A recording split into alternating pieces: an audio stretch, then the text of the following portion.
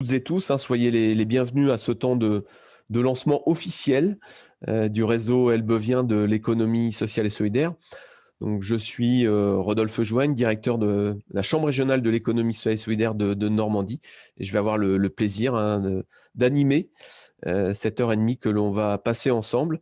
Alors, concernant le programme de notre temps, donc nous allons débuter avec les interventions de Monsieur Mérabé, donc maire d'Elbeuf, vice-président de la métropole Rouen-Normandie, et celle de Monsieur Marciani, donc vice-président de la métropole Rouen-Normandie à l'économie. Ensuite, nous aurons la présentation du réseau elbevien ESS tel qu'il s'est mis en place depuis plus d'un an maintenant avec sa genèse, puis avec une présentation des acteurs de l'économie sociale et solidaire elbevien qui se sont impliqués à ce jour dans la démarche et qui seront amenés à être rejoints par d'autres acteurs du territoire. Des éléments clés là, de la charte des acteurs de l'économie sociale et solidaire du territoire elbevien seront présentés avec une signature bien sûr virtuelle. Nous partagerons les perspectives de réflexion et d'action de ce réseau sur des axes de coopération qui sont en cours et à venir, qui nous permettra de partager tout cela et d'échanger par rapport à ces différents travaux et ces perspectives de travail du réseau. Notre temps de ce matin sera conclu par Stéphane Marteau, membre du bureau de la métropole Rouen-Normandie, délégué à l'économie sociale et solidaire. Vous aurez la possibilité d'intervenir, d'interagir. Certains l'ont déjà utilisé, donc vous avez la possibilité d'utiliser le chat, espace de dialogue sur le côté, hein, au fil de l'eau. Mais vous aurez également la possibilité d'intervenir et qu'on puisse échanger après les différentes présentations et temps que je viens de vous évoquer. Quelques consignes techniques. Alors, on vous a de façon autoritaire coupé les micros pour éviter les interférences. Bien sûr, vous aurez la possibilité de le réactiver quand vous souhaiterez prendre la parole. D'ailleurs, pour les prises de parole, hein, soit vous mettrez un message dans l'espace de dialogue, soit vous pourrez également lever la main. Voilà. Sinon, je vous informe que le temps est enregistré, donc pour être utilisé aussi pour le réseau dans sa dynamique collective. Je vous remercie vraiment toutes et tous de votre présence, acteurs de l'ESS, élus techniciens de collectivité, toutes les personnes intéressées et motivées par la démarche. Et permettez-moi, en commençant, d'avoir une pensée pour ma collègue Laure Drège, qui ne peut être parmi nous et qui a accompagné la dynamique depuis plus d'un an, qui a été soutenue par la métropole Rouen-Normandie, avec la ville d'Elbeuf, qui me permet aussi de remercier l'appui et le soutien de la métropole et de la ville d'Elbeuf, avec l'implication sans faille de Stéphanie Kopp tout au long de ces différents temps de travail, hein, collectif qui s'est réuni à plusieurs reprises. Écoutez, nous allons donc débuter avec l'intervention de Monsieur Djoudé Mérabé, donc maire d'Elbeuf et vice-président de la métropole Rouen-Normandie. Monsieur Mérabé, c'est à vous. Merci, merci pour cette introduction. D'abord, remercier Abdelkrim Marciani et Stéphane Marteau de leur présence ce matin. C'est effectivement un engagement fort voulu par la ville et accompagné et soutenu par la métropole Normandie et je les remercie de leur présence. Je sais qu'Abdelkrim suit dans le cadre de sa vice-présidence auprès du président et de l'exécutif ces sujets et c'est extrêmement important d'être soutenu. Nous avons une histoire avec l'ESS, elle est lointaine. Je me permets de dire ça parce que je vois sur l'écran Christian Cugnès, donc je me permettrai simplement de parler que de lui pour éviter d'en froisser d'autres.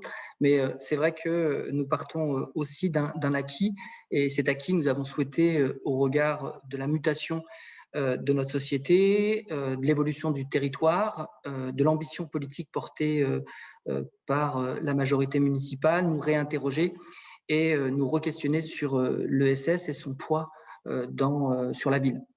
J'en profite pour le souligner. Dans le cadre de cet engagement voulu par la majorité, nous avons désigné une adjointe en l'occurrence Karine Meunier, qui est adjointe en charge de l'insertion sociale et professionnelle et qui, en lien avec les services, et notamment Stéphanie Kopp, que vous connaissez toutes et tous, doit animer cet élan collectif. L'ESS a une existence sur la ville et elle a aussi une ambition, et c'est cette ambition que je souhaite partager avec l'ensemble des acteurs de l'ESS à l'échelle de la métropole et bien au-delà. Je sais que ce matin sont connectés des professionnels de l'heure et c'est important. La ville d'Elbeuf a un positionnement stratégique à l'échelle de la métropole et à l'échelle de la Normandie. Et nous avons la capacité de créer un écosystème qui dépasse les frontières administratives de la métropole. Donc, c'est effectivement un très beau challenge qu'on doit bien évidemment consolider sur la base d'une charte. Donc, c'est extrêmement important. Cette charte, elle engage tout le monde, notamment d'abord en premier lieu les élus, parce que dans la fonction qui est les nôtres, il faut souvent et tout le temps faire attention de ne pas être juge et partie. Et ça, c'est important. Les élus municipaux le savent, en début de mandat, ils ont tous signé une charte de l'élu local et c'est important de la repréciser. Aujourd'hui, nous allons signer une charte qui va donner une impulsion avec des expériences réussies sur le territoire et lointaines, et de nouvelles. Donc, vous allez découvrir ce matin des porteurs de projets. Ils sont nombreux, donc je vais éviter de les citer, mais qui ont toutes et tous un attachement fort pour le territoire, un attachement fort pour les habitants, et c'est ce qui doit conduire notre réflexion. On connaît la fragilité du territoire. Néanmoins, il ne faut pas s'arrêter à cette fragilité. Moi, je fais partie de celles et ceux qui additionnent les énergies dans le respect des uns et des autres. Et ça, c'est l'idée que je me fais de ce réseau de l'ESS que nous avons pour vocation de co-animer, bien évidemment, avec vous. Et je dis bien co-animer, c'est l'essentiel de cette démarche. Donc, merci à vous pour votre engagement. J'espère qu'on cheminera ensemble longtemps. Nous avons de l'énergie, nous avons une motivation, nous avons des projets structurants d'équipement aussi. Donc, dans le cadre du projet Ambition République, une transformation totale du quartier République. Donc, nous allons avoir besoin de toutes celles et tous ceux qui rentrent dans ce collectif dans un état d'esprit apaisé et qui souhaitent contribuer à la réussite du projet municipal. Merci à vous. Merci, monsieur le maire. Monsieur Marciani, je vous laisse la parole. Oui, merci, Rodolphe Joigne. Merci à Judée pour cette invitation. Et évidemment, c'est tout naturellement que je prends la parole. Mais je ne vais pas être long parce que j'aimerais surtout vous écouter. Mais peut-être juste expliquer quelle est notre démarche. Enfin, pour faire simple, on l'a dit pendant la campagne électorale, on a une volonté d'aller beaucoup plus vite, beaucoup plus loin sur l'ESS, sur le territoire. C'est pourquoi, d'ailleurs, sur Rouen, moi je suis élu rouennais pour ceux qui ne le savent pas.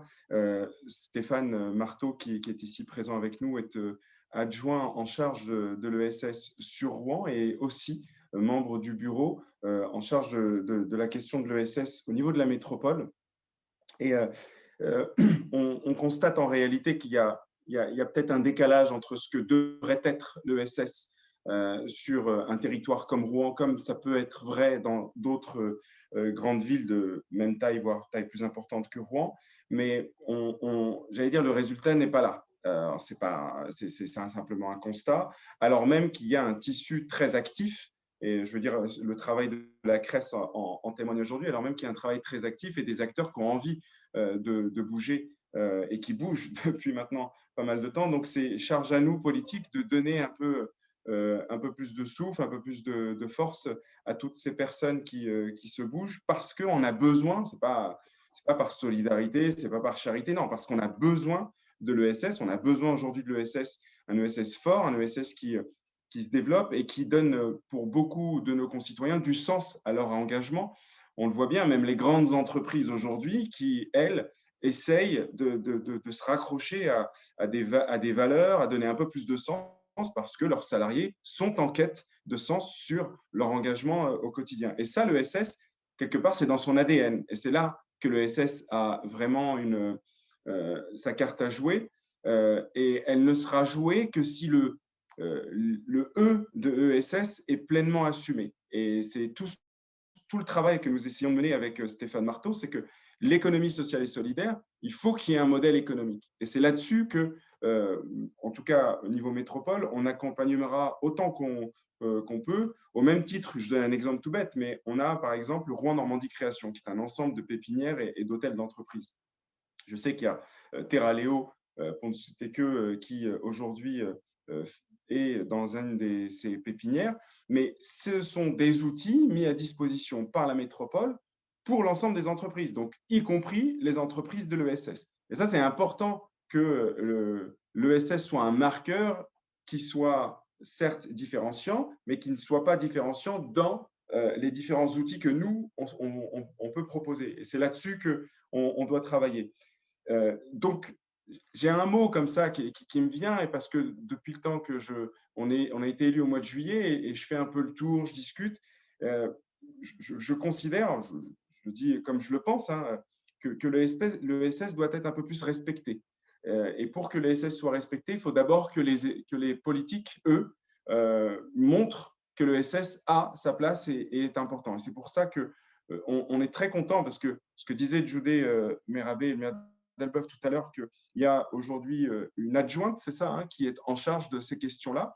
Eh bien, j'ai l'impression que c'est vrai dans beaucoup de villes de notre métropole.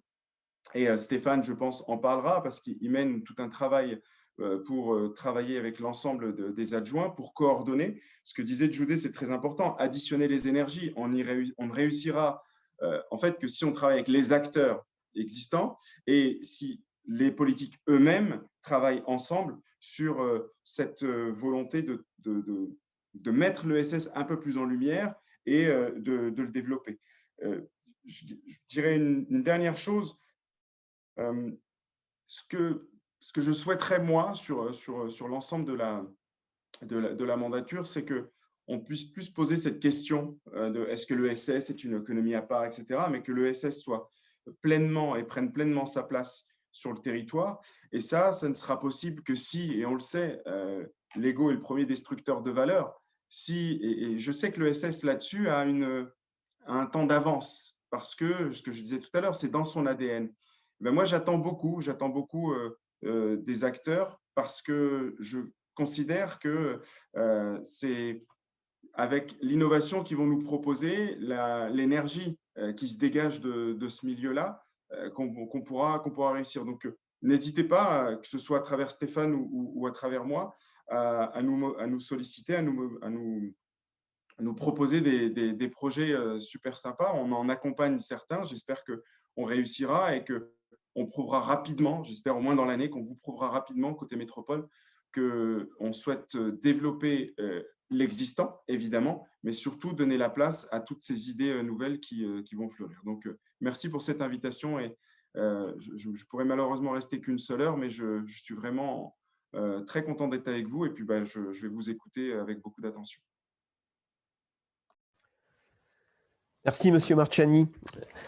Alors, évidemment, vous venez de le dire, nous allons maintenant entendre les acteurs qui se sont impliqués depuis plus d'1 an dans cette démarche d'interconnaissance, de coopération entre eux, pour dessiner des projets en commun.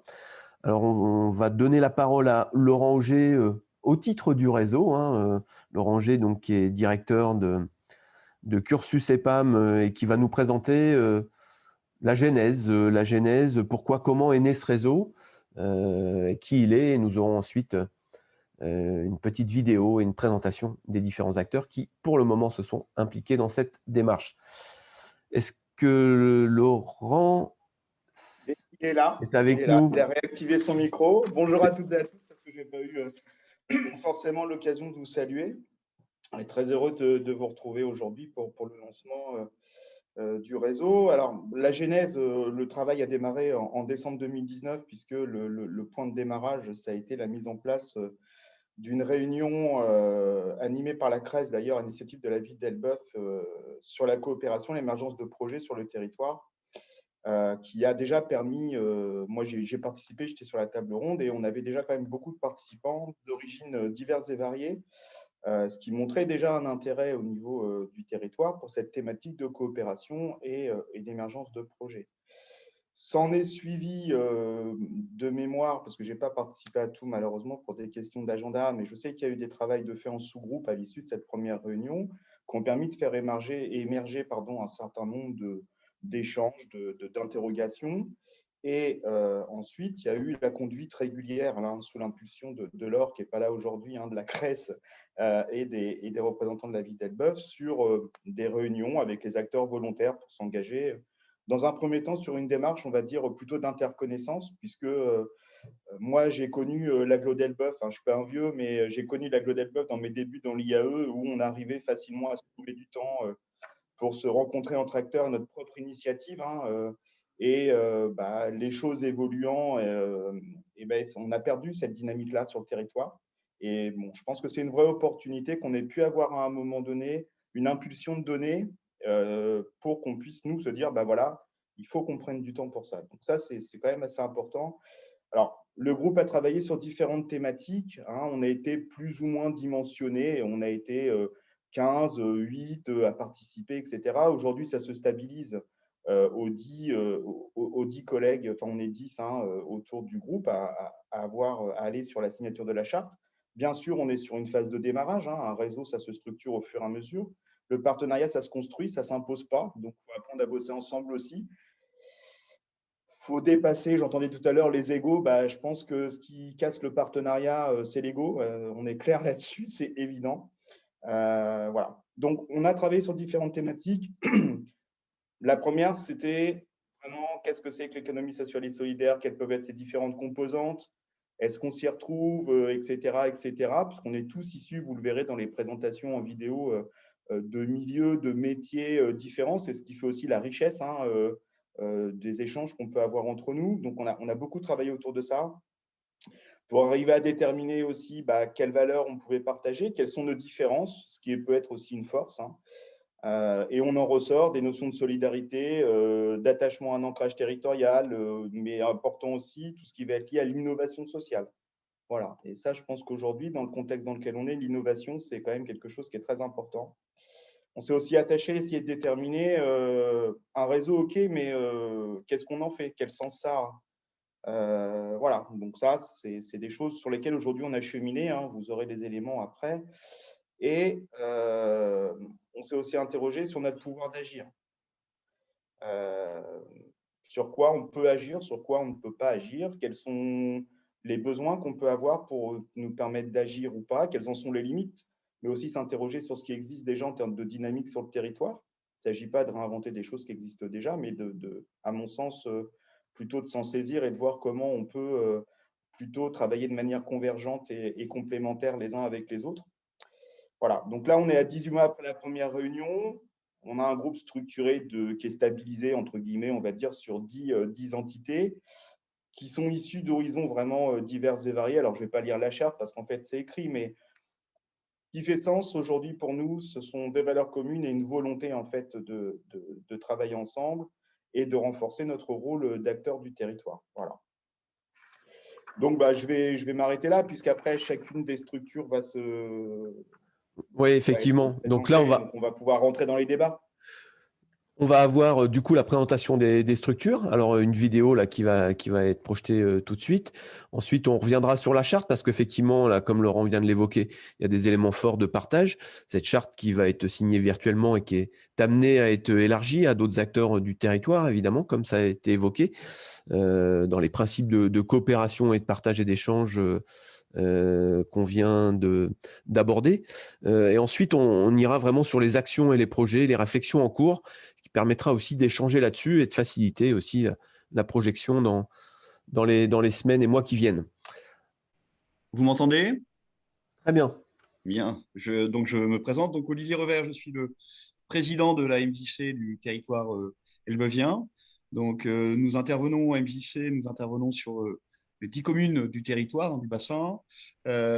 Effectivement, le sens de l'économie sociale et solidaire, pour nous, je dirais qu'il va de soi, puisqu'en fait, nous avons un public jeune, mais pas que, hein, un public jeune, donc très tôt, ce qui veut dire qu'on on a pu le rencontrer à différentes reprises.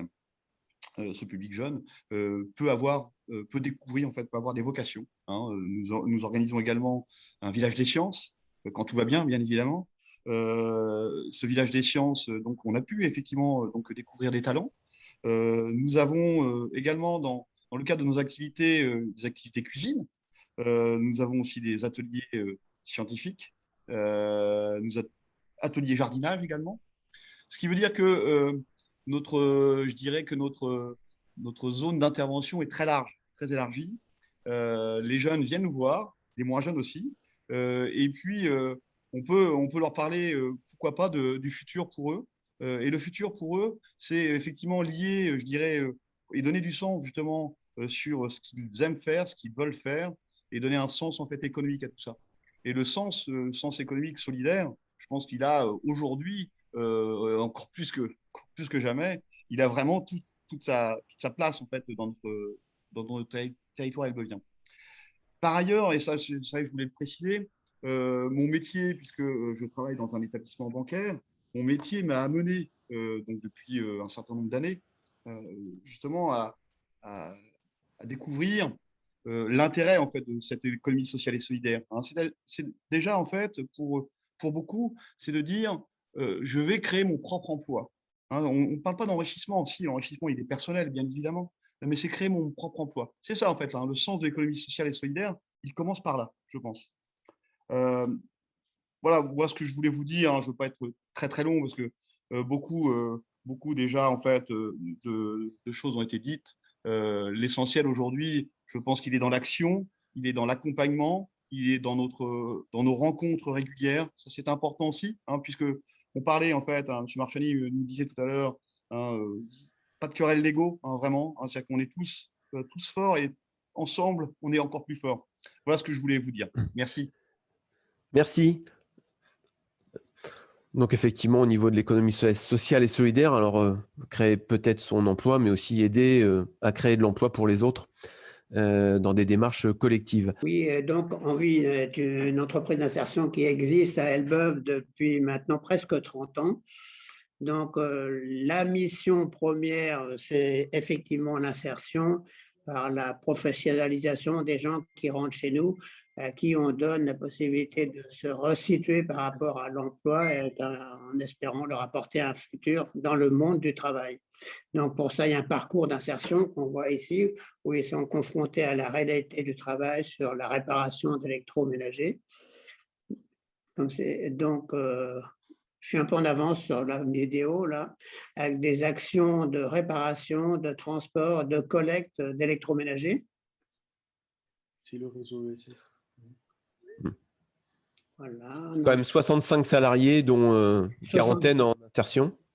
Voilà, il y a à peu près 45 personnes en insertion, et le reste étant des encadrants techniques, des encadrants administratifs ou commerciaux.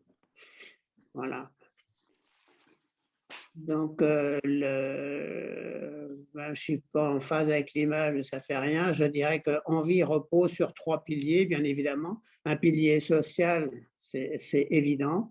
Hein, le but du jeu étant de recadrer des gens qui sont loin de l'emploi et donc leur redonner confiance, restabiliser leur situation personnelle au travers d'un salaire. Et puis de les reformer, bien sûr, dans le parcours d'insertion. Le deuxième pilier, il est évidemment environnemental, comme vous le voyez là, c'est-à-dire à utiliser des déchets comme ressources et transformer des déchets en produits valorisables, utilisables et vendables.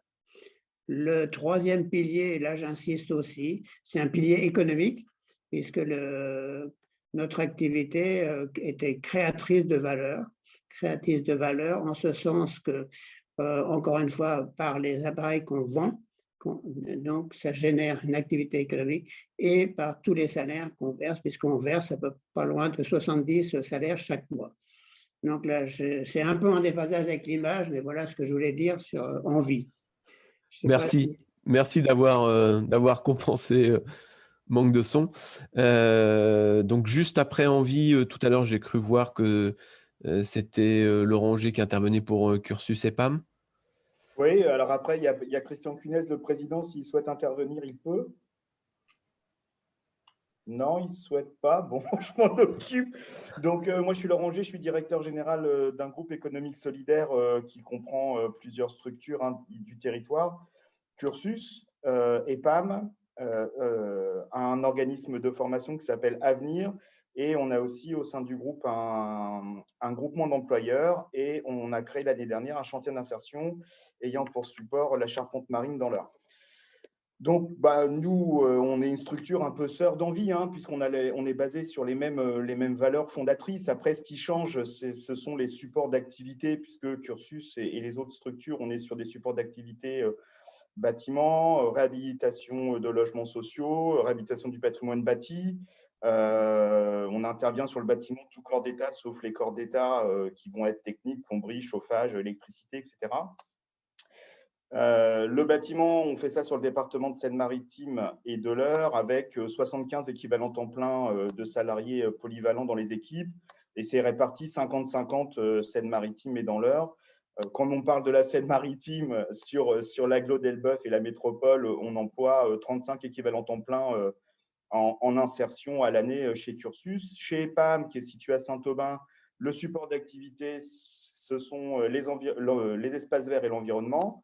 Et EPAM a une offre d'insertion pour 35 ETP aussi depuis cette année, avec une zone d'activité qui s'étend sur un rayon de 50 km autour du siège social.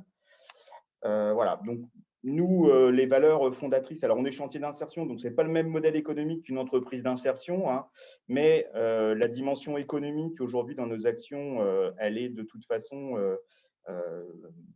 nécessaire, même si on a un modèle économique sur lequel on a une partie de subvention qui est relativement importante par rapport à nos missions. Bon, ce qui peut différencier aussi un chantier d'insertion d'une EI, mais alors après on est dans le détail, ça va peut-être être la notion de distance à l'emploi des personnes qu'on accueille qui sont sur un chantier d'insertion.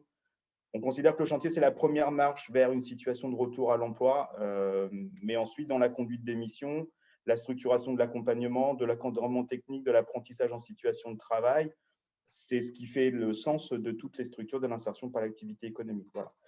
Donc, c'est vrai qu'aujourd'hui, alors nous, sur le territoire, on va dire mensuellement, on fait travailler en insertion plus de 180 personnes et sur les différentes actions. Et on a, pour faire fonctionner tout ça, une équipe de 30 salariés permanents, dont 50% de l'effectif concerne des personnes qui sont en encadrement quotidien des salariés sur les chantiers.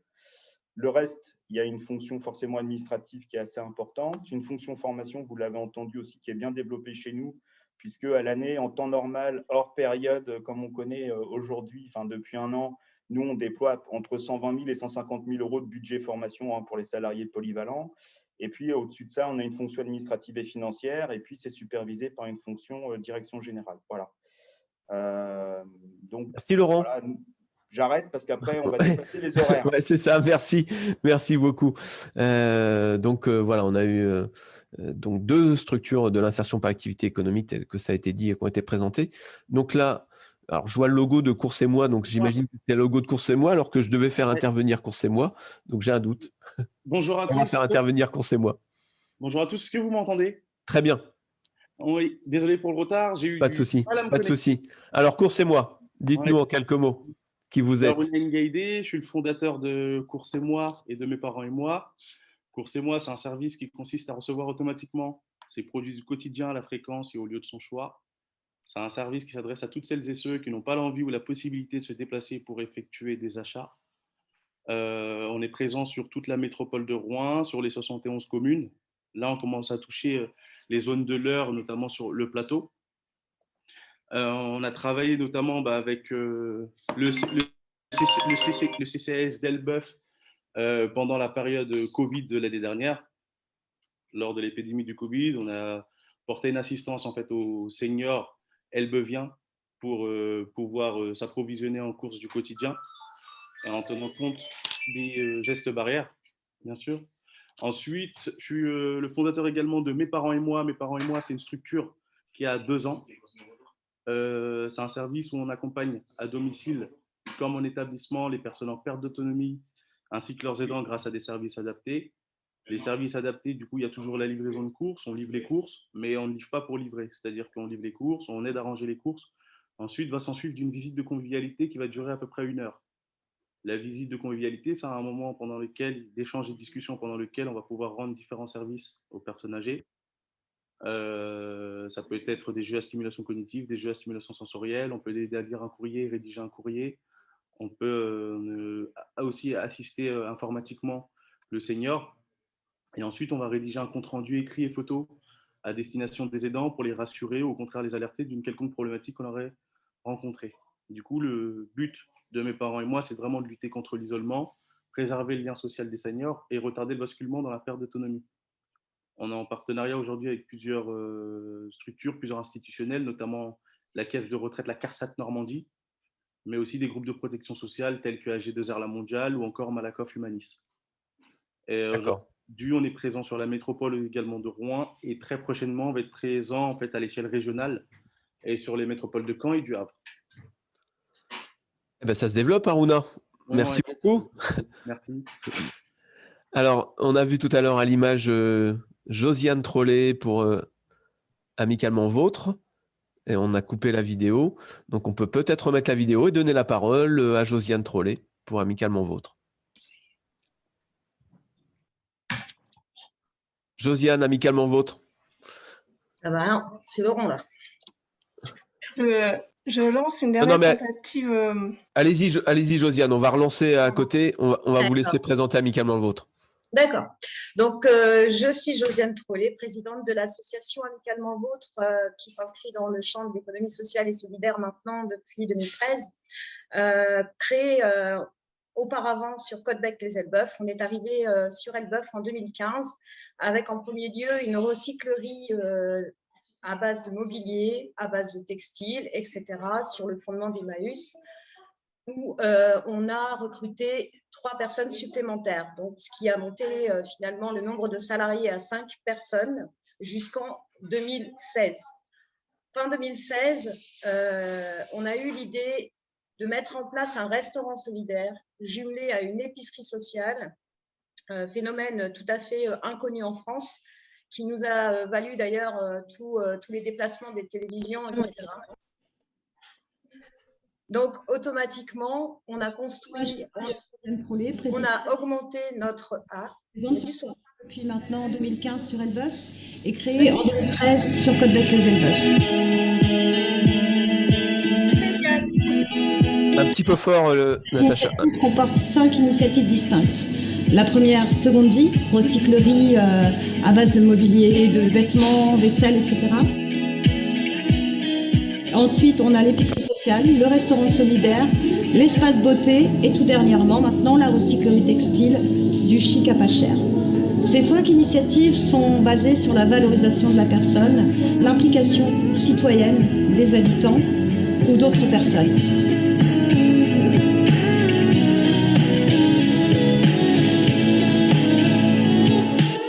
Notre base, bien sûr, l'économie sociale et solidaire. Nos valeurs, la laïcité, la citoyenneté, l'amplification du lien social, mais aussi la médiation et la professionnalisation.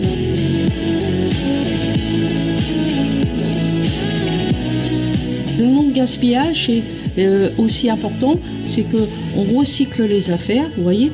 Il n'y a plus d'affaires qui partent à la déchetterie ou tout ça. Tout va ici, on fait le tri, on pèse. Ce qu'on n'arrive pas à vendre, on le remet à Seconde Vie. Et Seconde Vie part en chiffon. On les met dans les bennes. Comme ça, il y a 0 déchet. 13 salariés, 3 services civiques, 3 apprentis et une quarantaine de bénévoles garantissent nos objectifs qui sont vraiment déterminés quant à la construction du réseau de l'économie sociale et solidaire.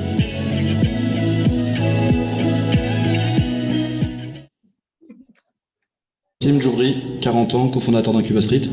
Lamine Talakela, 38 ans, cofondateur d'Incuba Street. Incuba Street, en 2 mots, qu'est-ce que c'est? Incuba Street, c'est une association qui accompagne les personnes issues des quartiers prioritaires de la ville et des territoires isolés dans l'entrepreneuriat, l'innovation et l'employabilité. Sous quelle forme? On a lancé un incubateur qui accompagne justement les personnes qui sont porteurs de projets sur des formations qui durent 3 mois sur 15 modules. La dynamique d'Incuba Street est une vraie dynamique de réussite car on est 5 cofondateurs, tous les 5 entrepreneurs issus du territoire et issus de ces quartiers prioritaires de la ville. À côté de nous, on a fédéré un écosystème assez grand, que ce soit au niveau des institutionnels, des privés, associatifs, mais aussi sur des membres actifs qui sont que des personnes qui sont issues de ces mêmes quartiers et qui ont une dimension de réussite entrepreneuriale, salariale, culturelle, sportive, afin de générer de la mise en réseau, des formations, se donner de la force pour tirer un maximum de jeunes de ces quartiers vers la réussite. Incuba Street s'inscrit pleinement en tant qu'action et dispositif de l'ESS, l'économie sociale et solidaire, parce que, comme le disait à l'instant Selim, nous, nos 3 axes, ce sont l'entrepreneuriat, l'innovation et l'employabilité, et nous, la dynamique que l'on crée et que l'on a mis 2 ans à travailler pour la mettre à disposition des populations du territoire, et en particulier ici à Elbeuf, c'est créer de l'impact socio-économique. On le crée à travers l'incubateur, on le crée également à travers d'autres outils qui vont permettre d'innover, quels que soient les créateurs. Lorsqu'on parle d'innovation, il y a toutes sortes d'innovations. On est volontairement inclusif pour permettre au plus grand nombre, et notamment aux Elbeviens, d'avoir des outils et des méthodes pour pouvoir innover. Et enfin, c'est l'employabilité. Permettre aux Elbeviens, aux personnes qui vont circuler sur le territoire et même découvrir Elbeuf ou venir s'installer à Elbeuf, leur dire que voilà, il y a un acteur tel que Incuba Street qui peut les aider à améliorer leur employabilité ou les accompagner sur le développement de leur projet. Le message que l'on veut passer à travers Incuba Street, c'est de montrer que c'est possible. Tout simplement redonner confiance à une population parfois qui n'a plus confiance en eux au niveau des institutions, et que c'est possible.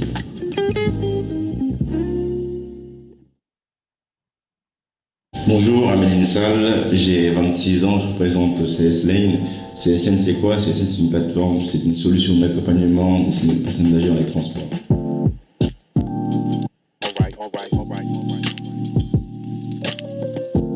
Nous avons 3 types de services bien distincts. Le premier qui a été créé, c'est la partie train.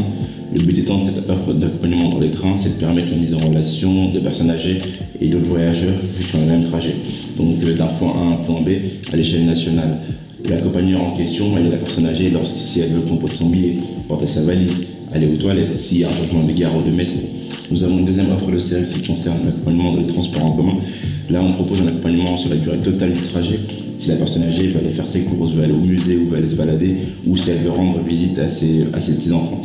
Nous avons également une troisième offre de service qui concerne une solution clé en main de covoiturage en milieu rural.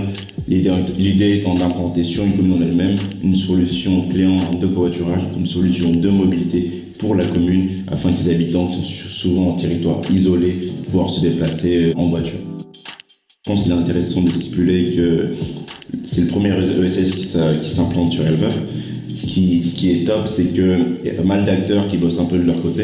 Et là, le fait d'avoir créé un réseau propre aux Elbeviens, ça permet de réunir, de pouvoir concrétiser quelque chose et de pouvoir se développer et vraiment de montrer qu'Elbeuf fait des choses. Donc ça, c'est vraiment bien. Nous, on s'inscrit dans la démarche ESS, notamment par la mise en place d'un comité stratégique, c'est-à-dire qu'on a su s'entourer de pas mal d'acteurs, que ce soit ESS ou pas, qui nous appuient et qui nous aident dans le développement et dans la prise de décision de CS Lane. L'autre partie ESS, c'est surtout la partie transfert de lien social, création de lien social qui est entre les aînés, les personnes âgées et les jeunes. Et également cette partie lien social, vraiment j'appuie là-dessus, c'est vraiment le cœur même de ce qu'on fait. C'est-à-dire que c'était créé pour ça, c'est de se dire, on essaie en tout cas de pouvoir garantir qu'il y aura bien un lien social un lien amical entre la personne âgée et le jeune. Donc là, via l'accompagnement que nous proposons avec un jeune étudiant qui a la fibre sociale, ça leur permet de pouvoir sortir, se libérer, se vider la tête, pouvoir voir du monde, pouvoir créer du lien social, pouvoir partager. Voilà un petit peu ce qu'on fait, voilà un petit peu l'offre CS Lane sur la métropole. Merci.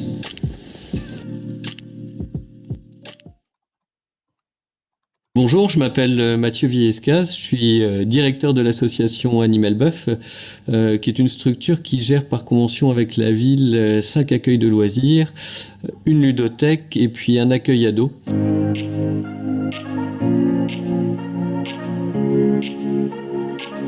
Aujourd'hui, on est dans le centre Jean-Pierre Papin, qui est situé au cœur du quartier du Puchot. Vous avez vu qu'aujourd'hui, il y avait quelques enfants. Il y en a moins que d'habitude pour cause de confinement. C'est une structure qui est extrêmement dynamique, située dans un quartier qui est lui aussi extrêmement dynamique. Donc l'association emploie 20 salariés permanents.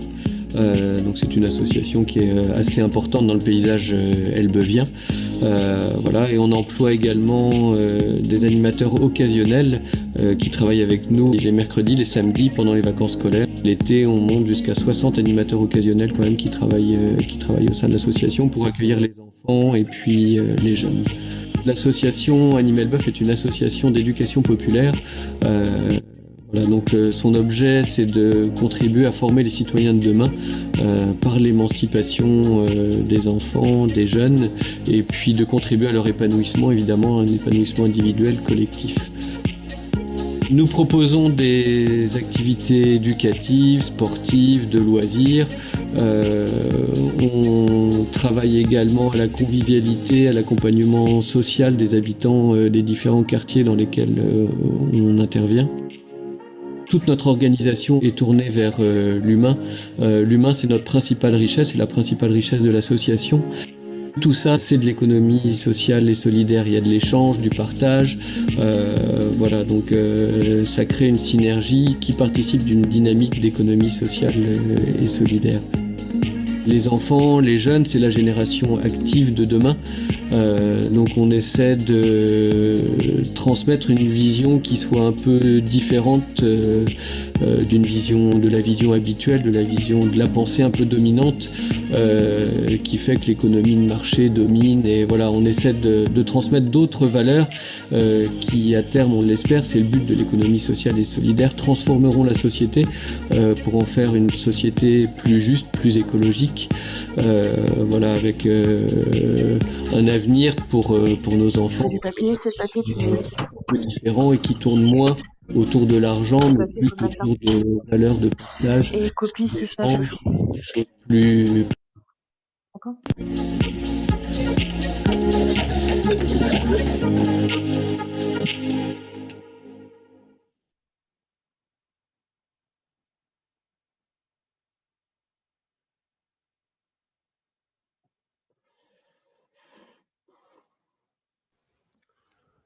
Alors, nous sommes revenus.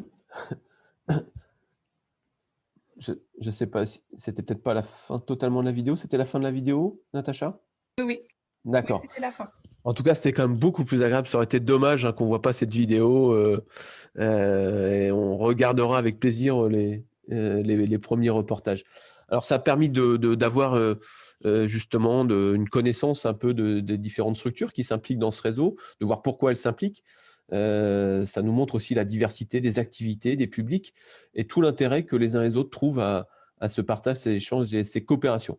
On va maintenant vous montrer des éléments de la charte qu'on va signer virtuellement, puis on va passer après aux actions, à ce qui est en train d'être pensé, notamment sur l'agriculture urbaine, mais d'autres projets des uns des autres. Alors, là, on va réussir. On n'a pas de son là sur la charte, donc c'est parfait. Donc en fait, donc dans cette charte qui est amenée à être signée comme le réseau par d'autres acteurs, mais là on peut voir qu'on a ceux qui sont signataires, qui ont participé à l'élaboration de cette charte, nous dire ce qu'ils partageaient. Donc voilà, les personnes sont citées. On a le contexte qui a été rappelé. On peut peut-être avancer ce que le contexte met en avant l'histoire et la genèse qu'a évoqué Laurent tout à l'heure avec la diversité des acteurs, les valeurs qui sont mises en pratique. Donc le réseau a souhaité mettre en avant la solidarité, l'entraide, le pouvoir d'agir citoyen, l'innovation sociale qu'on a pu retrouver à plusieurs endroits dans la vidéo. L'innovation n'est pas que technologique, elle est aussi sociale. Donc, avec les acteurs d'une diversité, les acteurs du réseau reconnaissent les principes fondateurs de l'ESS. Si on descend un petit peu, donc ils ont mis derrière ses principes fondateurs, l'utilité sociétale des projets, la gestion démocratique, la liberté d'adhésion, la non-lucrativité ou lucrativité limitée, la juste répartition des produits de l'activité et cet enjeu fort au niveau, en tout cas, du réseau, l'articulation et la complémentarité des ressources. Les acteurs qui ont été présentés, ils ont un modèle économique différent, hein. Monsieur Marciani parlait d'économie. L'économie, c'est intéressant qu'il y ait cet échange de ce qu'on considère comme économie. Dans l'économie, à partir du moment où il y a des échanges de biens et de services, la question n'est pas seulement de savoir qui paye, mais de façon plus large sur les différents types de ressources, et y compris une ressource importante dans beaucoup de structures de l'économie sociale et solidaire, avec les ressources, l'engagement bénévole et citoyen, qui est une ressource importante. Derrière, il y a une définition qui rappelle, de l'ESS, qui rappelle ce que dit la loi ESS, et puis on va aller sur les objectifs du réseau, ce qui est important.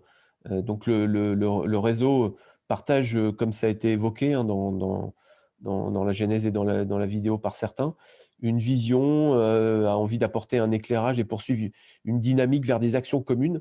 Donc l'interconnaissance a été importante, certains se connaissaient avec peut-être des actions en commun, mais là, l'idée c'est de les renforcer, de les faciliter.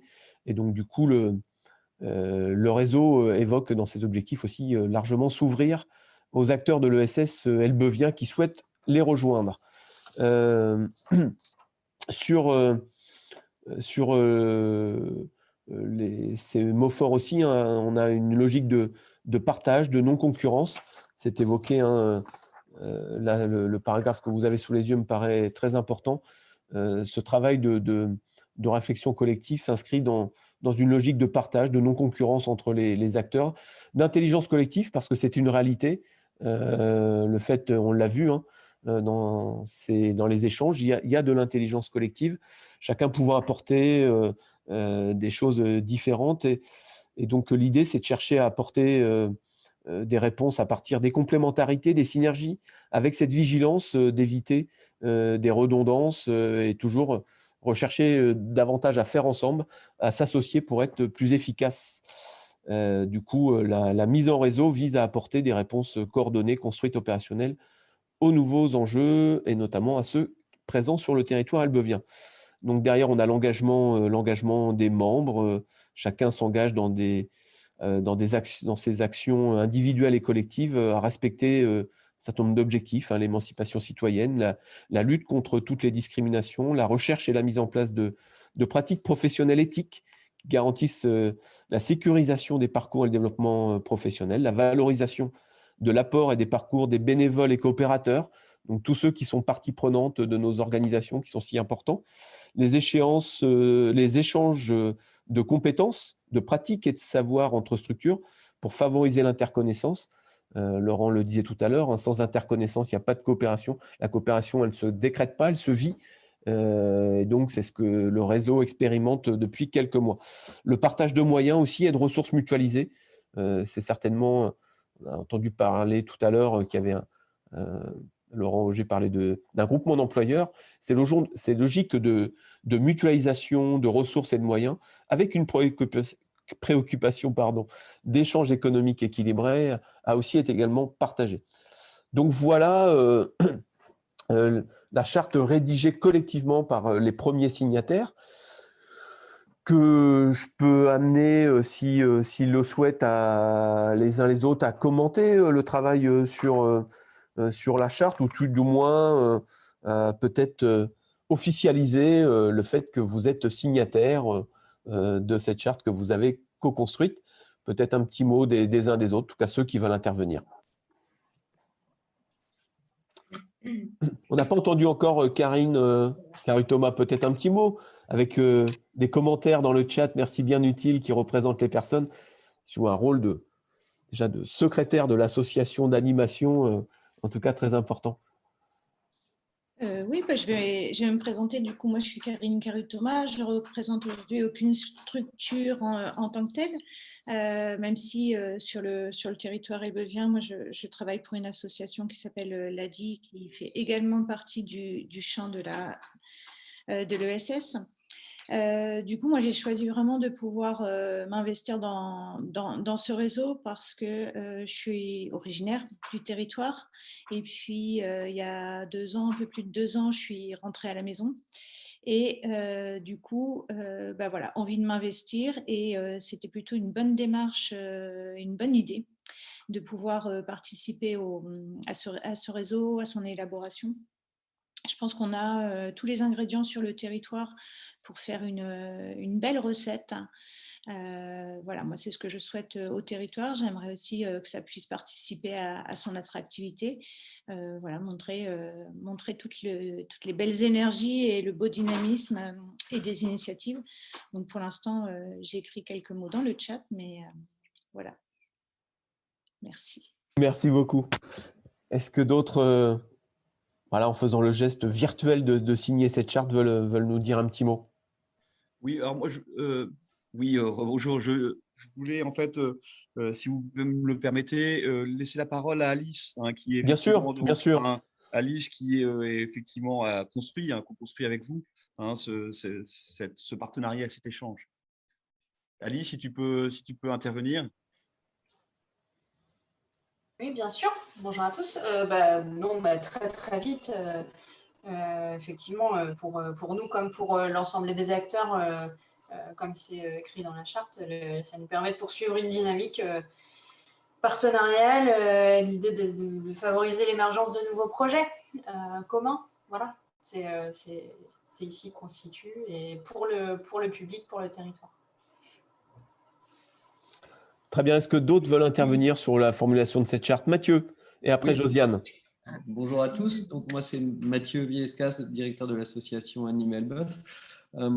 Pour moi, l'intérêt vraiment de participer à cette dynamique, c'est de ne pas travailler les uns à côté des autres, comme ça a pu parfois être le cas, mais vraiment les uns avec les autres.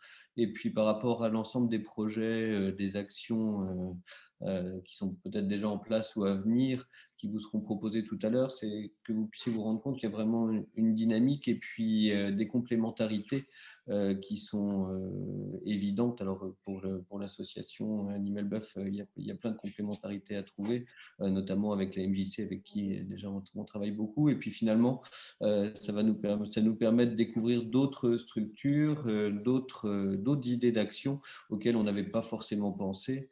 Voilà, et puis de construire des choses nouvelles en commun au bénéfice des Elbeviens toujours. Merci. Intelligence collective, comme c'était évoqué tout à l'heure. Josiane. Oui, donc par rapport à cette construction du réseau elbevien sur l'économie sociale et solidaire, nous avons tous nos différences, toutes nos approches et nous sommes complémentaires. Juste un petit bémol par rapport à la dernière initiative, le miroir du chic à pas cher, comme à Seconde Vie qui est en confinement. Aléa, bien sûr, dans les rouages au niveau de la mise en place de ces nouvelles activités.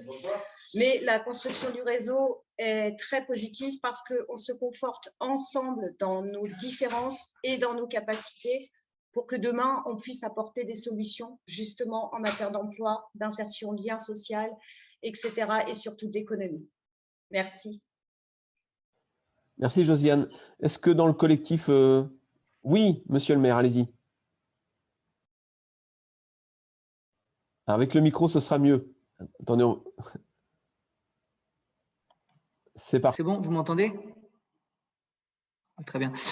Oui, je ne voudrais pas prendre la parole plus que celles et ceux qui vont signer la charte, mais revenir sur un mot que vous avez utilisé tout à l'heure et qui à mon sens, donne tout son sens à la signature de cette charte, c'est le mot « valeur ».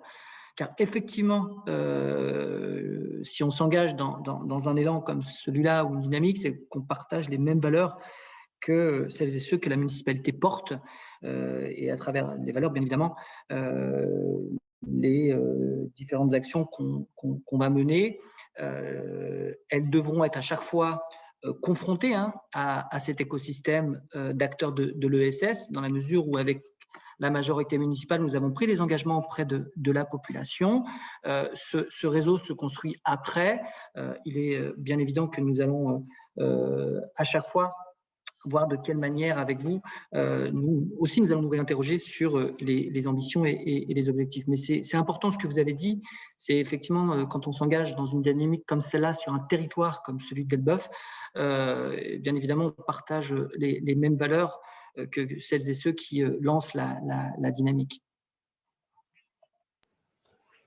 Alors, ce que je vous propose, c'est que pour qu'on puisse aussi donner la parole à ceux qui sont présents, qu'on puisse interagir, peut-être, Laurent, de commencer à évoquer, après cette signature virtuelle, hein, qu'on matérialisera, les perspectives.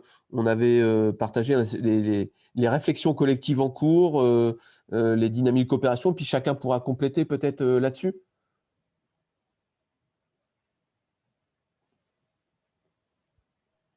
Oui. Oui. Donc aujourd'hui,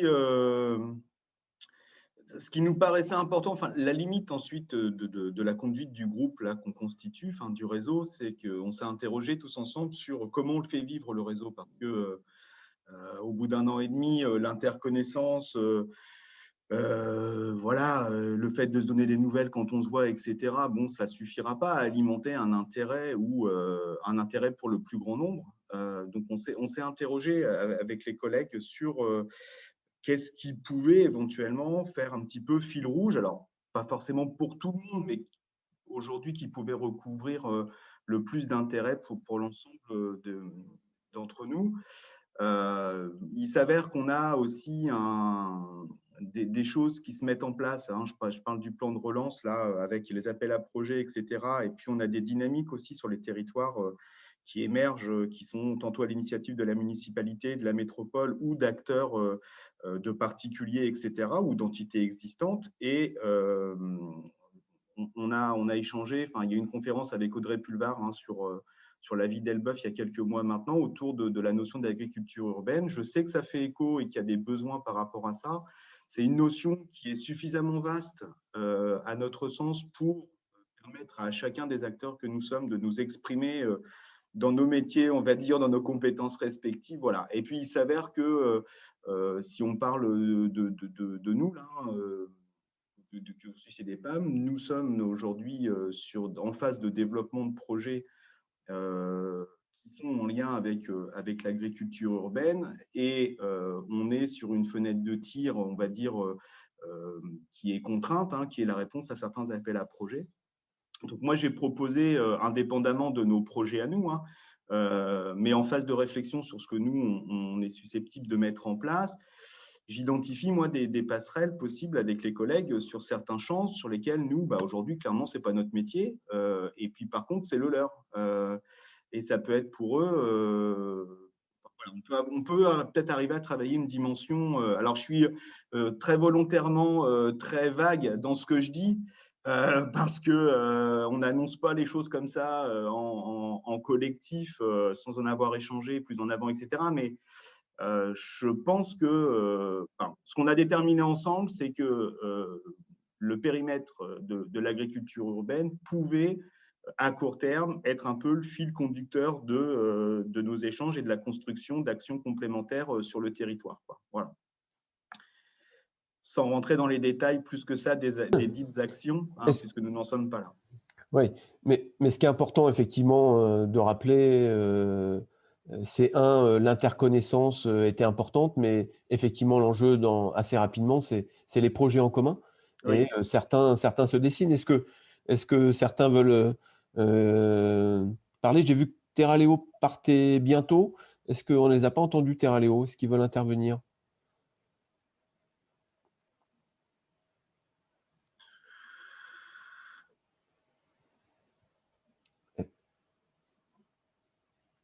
Ils sont déjà partis, peut-être? Les personnes? Ils sont déjà partis. Ah, bon, on les a loupés à une minute près, mais effectivement, il y a plusieurs actions, projets qui sont en cours. C'est pas évident effectivement, il y en a qui sont plutôt sur des actions éducatives, avec des publics très différents, etc. Donc, mais il y a quand même des axes qui se dessinent. Est-ce que d'autres veulent intervenir? Et sinon, on ouvre aussi l'échange, hein, peut-être avec ceux qui sont qui sont présents et qui veulent intervenir et qui ont des questions. Est-ce qu'au niveau du collectif, il y en a qui veulent intervenir sur les actions en cours que vous avez, sur la réflexion collective, les projets?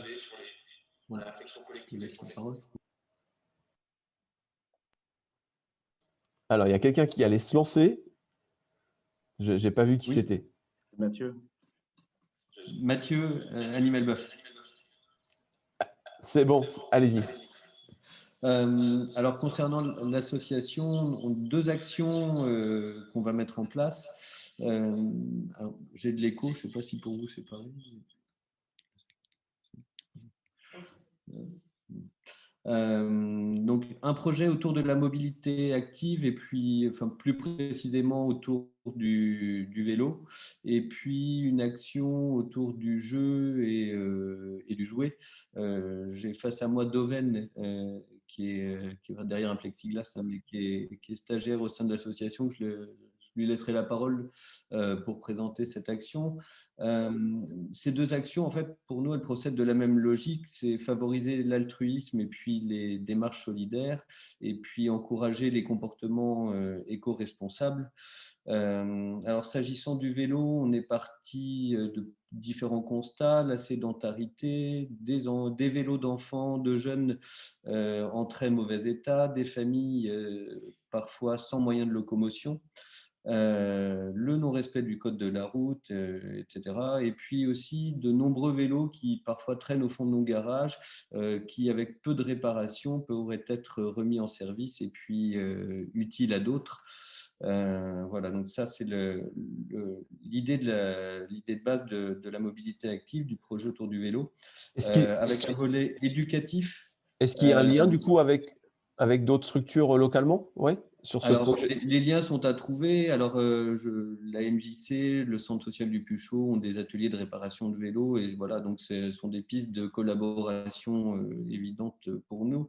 Voilà, alors, nous on est dans un registre éducatif, alors ça veut dire qu'on mettra en place des ateliers de maniabilité, de sécurité routière, des balades urbaines, etc. Et puis un volet plus pôle ressources où là effectivement il y a des complémentarités à trouver avec la récupération de vélos, comme je vous le disais tout à l'heure, leur remise en état, et puis surtout la mise en route d'un circuit de prêt location à destination des familles, des institutions, et puis un atelier de réparation itinérant. L'idée est de se placer au cœur des quartiers d'Elbeuf pour proposer la réparation de roues en semi-autonomie. Voilà. Et puis l'arrivée sur ce projet d'un jeune en service civique qui nous aidera à développer l'action. Et puis aussi un projet d'importance pour nous, plus porté par la ludothèque, et je laisse Doven vous le présenter. Bonjour. Alors, je suis Doven Mumbato, donc habitante d'Elbeuf, adoptée. Je suis actuellement en master innovation et développement social dans les domaines de l'ESS, donc à l'université du Havre. Et donc je vais vous parler de cette 2e action qui est autour du jeu et de tout ce qui touche aux jeux de société et aux jouets. Donc l'idée est simple, on est parti du fait que les jouets, les jeux, on en a tous, il manque des pièces, il manque des notices, il suffit de pas grand-chose pour que le jeu puisse resservir, mais ce n'est pas pour autant qu'on s'en occupe ou qu'on réussit à trouver des pièces. C'est pareil pour les jouets, des jouets qui sont peu abîmés, qui finissent abîmés ou cassés ou jetés à force de traîner. Donc là, l'idée, c'était de proposer aux habitants du territoire de les réparer, de les remettre en état et ensuite de les redistribuer. Donc, par le biais d'ateliers, d'animations, et de permettre en fait aux acteurs, aux structures, aux habitants, aux bénévoles éventuels de s'approprier ce service, cette initiative, et ensuite de créer du lien social autour du jeu et de la culture du jeu. Donc moi, j'interviens en fait pour une note d'opportunité et de diagnostic, de voir comment on peut, d'un projet, d'une structure, en faire un bien commun en fait, et de pouvoir permettre au territoire de se développer et d'avoir une certaine cohésion et de pouvoir permettre à des personnes éloignées du jeu ou de la culture du jeu de pouvoir accéder à des jeux ou jouets qui n'auraient pas pu s'offrir. Donc voilà. Merci Doven. Alors, on est en pleine opportunité hein, pour la note, là, parce qu'effectivement, il y a une nouvelle réglementation élargie des producteurs sur les jouets qui va sortir. Hein. Et puis, il y a effectivement des structures type Rejouer hein, qui sont présentes sur cette activité où il y a des liens à faire. Hein, ça a fait ses preuves. Est-ce que d'autres veulent intervenir ou il y a des questions un peu générales ou des réflexions ou d'autres qui veulent partager un certain nombre de choses? Oui, allez-y. Oui, je voulais revenir sur la notion de mobilité, parce que nous, notre obsession première, c'est l'emploi, et dans l'emploi, il y a l'accessibilité au lieu de travail, et au lieu d'emploi. Et ça, c'est pas rien, c'est un vrai problème, c'est un vrai handicap pour beaucoup de gens pour qui 5 km pour aller au boulot, c'est insurmontable. Donc, on avait tenté quelque chose, nous, via Mobile Emploi, qui consistait à prêter, louer des 2 roues motorisées ou non. Mais ça reste un enjeu, moi, je pense, pour beaucoup de gens. Alors, c'est vrai pour les loisirs, c'est vrai pour aller faire des achats, c'est vrai pour aller trouver un travail. Ne serait-ce qu'un rendez-vous pour une embauche, ça peut être un sujet. Ne serait-ce que pour aller trouver un premier emploi, ça peut être un sujet. Et je pense que ça, c'est un truc qu'il faudrait qu'on trouve. Alors, comment, j'en sais rien. Il faut savoir que c'est un vrai problème. Ouais, oui, bonjour. Bonjour à tous, je suis Cécilia Minkwitz, responsable de la plateforme de mobilité SVP Bouger. Donc, comme on parle de mobilité, je me permets d'intervenir et de me présenter. Moi, j'interviens, en fait, la plateforme de mobilité intervient sur tout le territoire de la métropole de Rouen. Et du coup, on est régulièrement sur Elbeuf hein, pour répondre à des problématiques de mobilité que vous venez d'évoquer. Donc, à travers de l'accompagnement individuel et des ateliers collectifs de mobilité qu'on met en place. On est en partenariat avec Envie. Donc, l'allocation de scooter, on connaît bien. Malheureusement, ça s'est terminé là, en ce début d'année. Et effectivement, ça répondait régulièrement à un besoin. Aujourd'hui, on n'a pas d'acteur d'ailleurs sur la métropole de Rouen qui propose de l'allocation de scooter. Et depuis justement l'arrêt de cette activité d'Envie, on a beaucoup, nous, d'appels à la plateforme de mobilité pour nous demander comment faire pour louer un scooter. Au-delà de ça, faut voir, avec Anime Elbeuf, on a déjà travaillé en partenariat autour d'un projet d'apprentissage du vélo avec un groupe de 10 personnes sur Elbeuf. C'était en 2019 et début 2020. Avec donc l'association À Vélo qui est venue faire de l'apprentissage du vélo. On a eu un atelier du coup au sein d'Anime Elbeuf dans ce parcours autour de quels sont les types de vélos qui existent, quel est le budget dont je dispose, quelles sont les aides financières que je peux essayer d'octroyer pour aller jusqu'à l'achat d'un vélo. Et donc, c'est des choses qu'on peut essayer de remettre en place sur le territoire d'Elbeuf. En tout cas, moi, je suis à votre disposition pour échanger autour de ça. Merci. Merci à vous. Merci. Alors, c'est clairement hein, cette problématique de mobilité hein, dans son sens large, quelque chose qui revient sur beaucoup de territoires et ça passe forcément par la coopération entre les services et l'articulation et aussi peut-être, comme ça vient d'être évoqué, la réflexion sur des services qui manquent, quand on parlait d'innovation sociale tout à l'heure.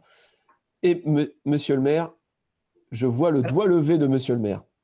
Oui, parce que j'essaie de ne pas trop déranger, donc j'écris dans le fil de chat, mais je voudrais laisser la parole à Madame André qui l'avait demandé avant moi et je compléterai ensuite. J'ai quelques éléments à apporter au débat qui ont été évoqués en Conseil métropolitain récemment.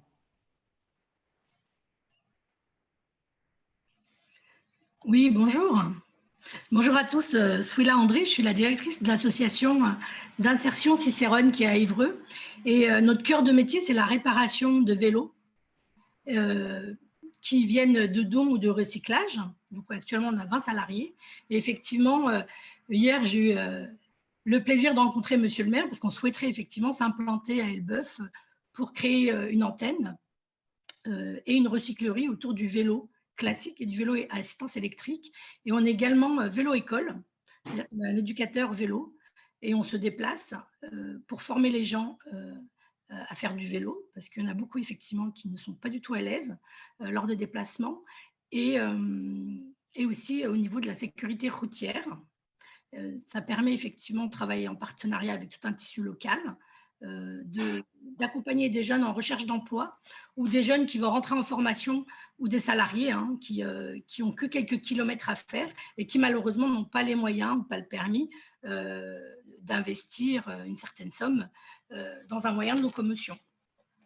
Voilà, j'en dirai pas plus. En tout cas, je suis ravie de vous d'avoir participé. Je remercie Monsieur Merabé de cette invitation à ces échanges autour de l'économie sociale et solidaire qui effectivement, je pense, au jour d'aujourd'hui,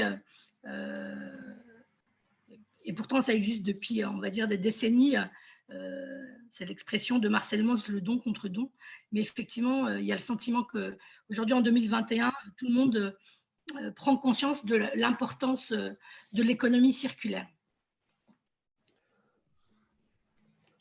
Alors, merci de cette présentation. Moi, il me semble qu'au niveau du réseau, là, il y a quand même clairement un échange et un partage à évoquer sur la question de la mobilité, tant dans l'entrée économie circulaire évoquée que dans les problématiques de déplacement telles que ça a pu être repris. Est-ce que d'autres personnes veulent intervenir, questionner? Ouais. Aruna, oui. Oui. Je vais laisser la parole à Judé qui a levé le doigt juste avant. Oui, c'est vrai. Oui, on a oublié Monsieur le maire, effectivement. Non, juste pour contribuer, peut-être que ça a échappé à certains d'entre vous, mais le constat, vous le partagez toutes et tous pour celles et ceux qui vivent le territoire depuis de très nombreuses années, c'est la question de la mobilité de manière globale, avec des réflexions qui sont portées à l'échelle de la métropole qui en a la compétence, mais surtout sur les mobilités douces.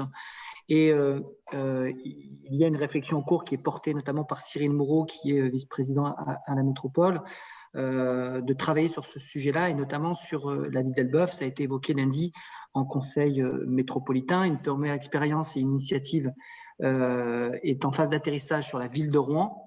Mais l'idée, c'est de déployer, on appelle ça RA, la maison des transitions, mais l'idée, c'est de déployer un espace vélo, et je l'appelle comme ça rapidement, sur la ville. Donc, ce travail est en cours et il doit être porté fortement, et je souhaite qu'il soit porté fortement par la métropole. C'est un sujet qui concerne toutes les centralités, celle de Rouen et celle d'Elbeuf, bien évidemment, mais je sais que le vice-président porte cet engagement auprès de la majorité. Sur l'ensemble des acteurs qui aujourd'hui réfléchissent à ce sujet, maintenant c'est effectivement de la mise en réseau et du partage d'expériences qu'il faudra arriver à mettre, parce que vous êtes plusieurs acteurs sur ce sujet. Et je pense qu'effectivement, à un moment, sur le sujet des mobilités douces, il faudrait une phase d'atterrissage, en tout cas de réflexion un peu commune. On a des approches commerciales. Un magasin de cycle souhaite s'installer sur la ville. Je suis en train de travailler actuellement avec mes services à ce sujet. Donc, quand vous additionnez tout ça, le sujet des mobilités, et notamment des mobilités douces, avec l'engagement de la métropole sur la scène à vélo, la fête du vélo que la ville souhaite mettre en place en septembre pour justement créer de l'appétence à ces sujets. On va prochainement remettre en circulation, j'allais dire, et créer de nouvelles pistes cyclables sur la ville. On a des sujets de travail et on aura effectivement besoin de mettre autour de la table toutes celles et tous ceux qui réfléchissent à ce sujet. Voilà. Et je voulais juste vous tenir un peu informé de l'évolution de cette thématique à l'échelle de la ville. Merci. Aruna. Je vais rebondir un peu sur tout ce qui est dit et sur ce que Judé aussi également elle a dit. Étant donné qu'on parle beaucoup de mobilité douce, moi je vais parler de mobilité inversée. C'est vrai que nous, Course et moi, ça fait 4 ans aujourd'hui qu'on est implanté sur le territoire métropolitain où on apporte de la mobilité inversée en apportant des produits à toutes celles et ceux qui n'ont pas la possibilité ou l'envie de se déplacer, en apportant des courses notamment. Là, on travaille sur un projet en fait qui va s'appeler Course et moi Express, où on va apporter un petit peu notre assistance, où ça va être de la livraison qui va être à vélo. C'est d'apporter aussi cette mobilité inversée à toutes celles et ceux qui ne peuvent pas se déplacer pour obtenir les produits qu'ils ont l'habitude d'acheter chez leurs commerçants, chez les primeurs, chez le boucher, charcutiers, etc. Du coup, on va mettre à disposition en fait une flotte de vélos avec des coursiers, avec des livreurs à vélo et qui vont pouvoir vous livrer vos baguettes, vous livrer votre jambon, vous livrer de l'épicerie, etc. Et c'est un projet sur lequel on travaille avec Judé. Judé va nous accompagner aussi là-dessus parce que nous, il y a un réel besoin déjà sur le territoire elbevien où on a beaucoup de commerçants locaux en fait qui font appel à nous, ils savent en fait qu'on a une flotte de coursiers, une flotte de livreurs pour livrer directement leurs clients.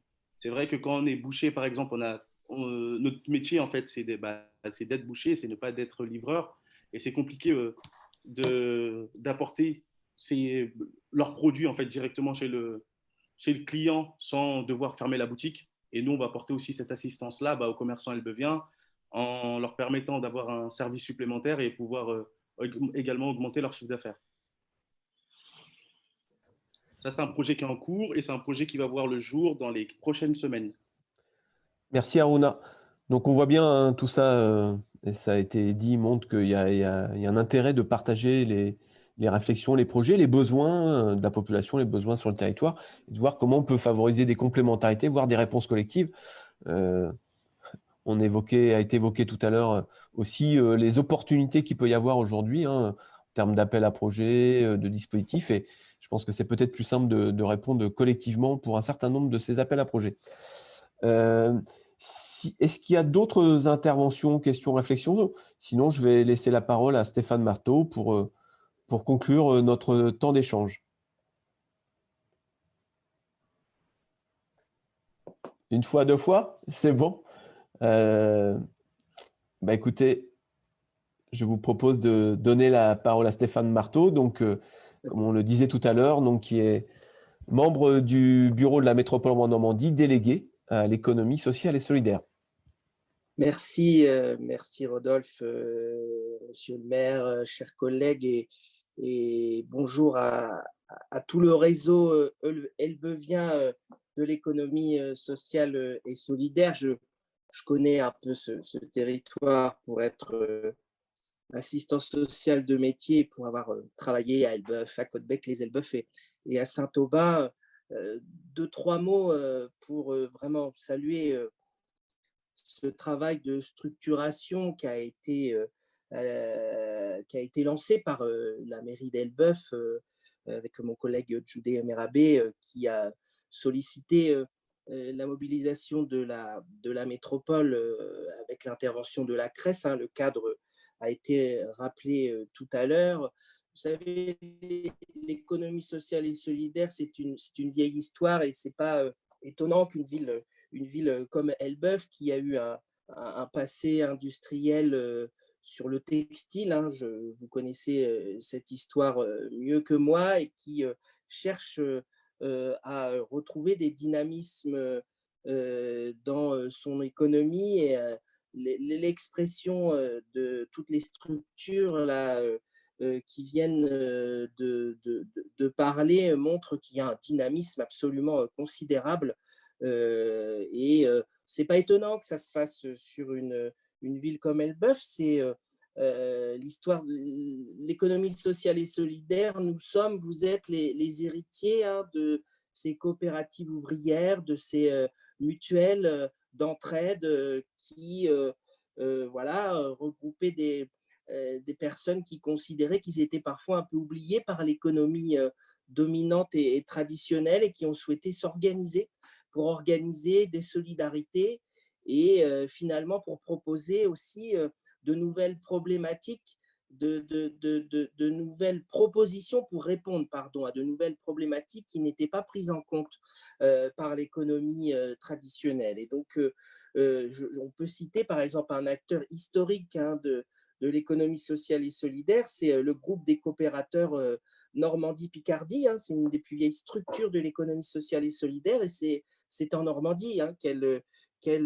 a vu le jour notamment. Donc, c'est une histoire qui vient de loin et qui a été notamment remise au jour, notamment en 2014 avec la loi sur l'économie sociale et solidaire. Vous le connaissez, mais parce que l'ESS représente 10% du PIB, près de 14% des emplois privés en France. Donc, dans cette bataille pour l'emploi, il faut évidemment que l'économie sociale et solidaire ait toute sa place dans cette économie et apporte les solutions qu'elle peut trouver. Et elle est souvent très créative, elle est déjà résiliente. L'ESS était déjà résiliente avant la crise Covid. Elle s'est habituée à investir des secteurs qui n'étaient pas intéressés, que l'économie traditionnelle n'avait pas envie d'investir. Et donc, c'est une force absolument considérable d'avoir cet état d'esprit-là. Et donc, moi, je vois toutes les thématiques, et c'est ce qui m'a frappé en vous écoutant, de la petite enfance, la culture, l'économie circulaire, les services, la solidarité, le réemploi, le bâtiment, la mobilité. Ayez vraiment tous conscience combien tout ça représente une force. Et donc, parmi les enjeux, de mon point de vue, il y a un enjeu de visibilité. Ça fait partie un peu des défauts de l'économie sociale et solidaire, avec des dispositifs qui ne sont pas toujours lisibles. Je pense que nous, élus, on a la responsabilité de rendre davantage lisibles les structures qui aident les structures d'économie sociale et solidaire. Et finalement, il y a beaucoup de gens qui font de l'ESS sans en avoir forcément conscience. Et donc, cet enjeu de visibilité, il est extrêmement important qu'on se rende compte que cette économie, elle crée de l'emploi non délocalisable. Et donc, mais il faut qu'on sache qu'elle existe. Et le deuxième enjeu, c'est l'articulation entre vous tous. Développons une économie qui ne soit pas forcément une économie concurrentielle, mais une économie qui décide de coélaborer, et que dans le cadre d'un groupe qui rassemble l'ensemble des structures, chacun a sa place. Ça s'organise pour éviter les conflits entre structures. Et nous avons cet état d'esprit de vouloir organiser tout ça, et je pense que c'est un enjeu qui est évidemment important. On voit bien qu'il y a des vous-même, vous l'avez décidé d'abord de travailler sur l'agriculture urbaine. C'est un enjeu absolument considérable. C'est aussi la société qui s'exprime, qui a envie de manger de bonne qualité, qui n'a pas envie forcément de manger des légumes qui viennent de très loin, parce qu'il y a aussi toute une problématique autour de la réflexion sur les enjeux actuels, sur le climat, sur le fait de vouloir manger à proximité, de qualité, à un prix qui puisse être abordable par tous. Et ça, ces enjeux ont évidemment émergé ces dernières années dans une recherche de sens d'une économie qui apporte richesse pour tous et qui préserve les humains et la planète. Et il y a un enjeu évidemment fondamental, comme le disait tout à l'heure Monsieur le maire, sur le sens. Et il y a une demande forte des jeunes générations de s'investir dans cette économie qui respecte les humains et la planète. Et l'ESS en est aussi, mais l'économie traditionnelle aussi bouge. De plus en plus, des grandes entreprises prennent conscience qu'ils ne peuvent pas passer à côté de ces enjeux-là, et qu'eux aussi doivent prendre en compte les problématiques qui vous rassemblent tous. Alors, nous sommes aujourd'hui à un moment un peu particulier, c'est le hasard qui veut ça. Je ne vais pas trop développer parce que je veux réserver aussi ce travail-là à mes collègues, mais c'est aujourd'hui que nous présentons en conseil dans la commission économie de la métropole la politique ESS, les lignes principales que nous souhaitons développer. D'abord, dans un premier temps, alors je ne veux pas trop en dire, mais je veux quand même en dire un peu. On a évidemment besoin de rassembler l'ensemble des communes qui veulent et qui ont l'initiative de travailler sur l'économie sociale et solidaire. Évidemment, la ville d'Elbeuf fait partie de celle-ci pour davantage structurer les projets et voir comment, à l'échelle de la métropole, on peut davantage aider. Alors, vous savez, l'accompagnement économique, c'est d'abord et avant tout la compétence de la région. Et donc, les communes et la métropole peut intervenir, mais il faut négocier avec la région, notamment concernant les aides que nous pouvons apporter. Donc, c'est une contractualisation et la loi nous oblige à le faire. Donc, jusqu'alors, on a une aide à l'immobilier, que ce soit de la location ou que ce soit l'achat. On est en contact avec plusieurs structures qui ont pris la parole, qui sont confrontées à ces problématiques-là. Et évidemment, je souhaite qu'on développe davantage cette aide. C'est un enjeu absolument important pour les structures ESS de pouvoir trouver des locaux, de pouvoir avoir la possibilité d'installer leur activité sur les territoires. Et c'est bien sûr un enjeu important. Et donc, cette discussion, nous allons l'avoir en commission économique de la métropole, et bien entendu, on reviendra vers les territoires parce que je veux conclure là-dessus. L'économie sociale et solidaire, ça ne se fait pas tout seul dans notre coin, ça se travaille collectivement avec les communes, avec la société civile qui se mobilise, et vous en êtes un exemple extrêmement intéressant sur Elbeuf, avec une dynamique collective qui est vraiment très positive. Donc, je peux être très bavard, donc je ne veux pas l'être aujourd'hui. Beaucoup de choses ont déjà été dites. Donc, moi, je souhaite longue vie à ce réseau ESS d'Elbeuf avec... je pense qu'il faut que vous décidiez des thématiques qui vous rassemblent de manière concrète. Je pense que vous êtes mûrs pour ça parce que vous avez toutes les compétences individuellement, mais je vous invite à sortir de votre couloir de nage et effectivement à travailler collectivement sur cette thématique pour apporter à la fois l'innovation sociale, la solidarité et relever les enjeux du climat qui sont notre priorité du 21e siècle. Et ça, cette mobilisation, elle est importante, indispensable. Et cette société civile qui se mobilise bouscule aussi les institutions. Et ça, c'est une très bonne chose pour nous tous, pour les humains et la planète. Donc, je vous souhaite une bonne journée et à très bientôt, en espérant qu'un jour, on se retrouve ensemble autour d'une table, pas derrière la visio, et qu'on aura collectivement tordu le cou à ce virus. On va espérer que les vaccins vont s'accélérer considérablement pour pouvoir sortir de cette période et développer tous les beaux projets. On le fait en mode dégradé, on a raison de le faire parce que nous sommes des survivants dans l'économie sociale et solidaire, des résilients.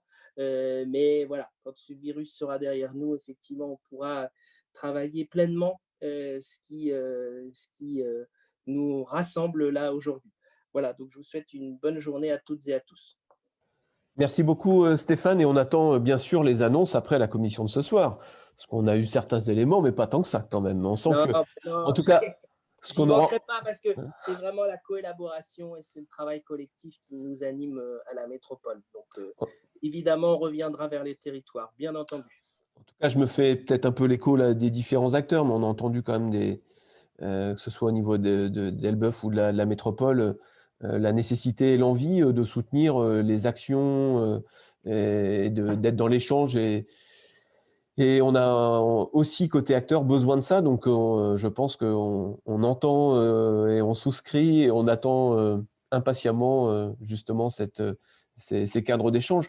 Le travail va se poursuivre, du coup, au niveau de ce réseau. Il va se poursuivre, on a entendu, sur des axes de la mobilité, l'alimentation, l'agriculture urbaine. Dans les réseaux, il y a des sujets aussi transversaux qui ont été évoqués, je pense au numérique, au digital. Il y a des réflexions quand même là-dessus. On a entendu tout à l'heure des thématiques diverses et variées sur l'économie circulaire avec le jouet, entre autres, mais en tout cas sur des thématiques, questions liées aux déchets.